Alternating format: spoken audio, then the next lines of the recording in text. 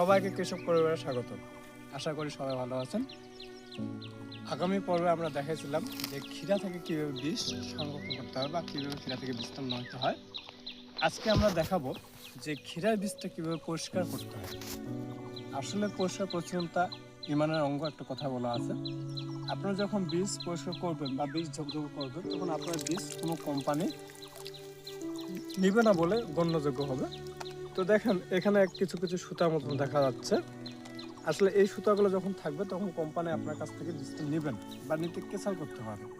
তাই আপনারা কি করবেন, আপনারা যে বীজটা রাখছেন হাউজে, সেই হাউজে আপনারা নামবে এগুলা ঘন্টাবেন বা উলট পালট করবেন। এই উলট পালট করলে দেখা যাবে যে ওই শিপাগুলো থাকবে না, সেগুলো নষ্ট হয়ে যাবে এবং পরিষ্কার খুব সুন্দর হবে। আপনারা যারা বীজ উৎপাদন করতেছেন বা বীজ পরিষ্কার সম্পর্কে যদি আপনারা বুঝতে না পারেন বা কোথাও যদি কোনো সমস্যা হয়, অবশ্যই কমেন্টে জানাবেন। সবাইকে আদাব ও নমস্কার।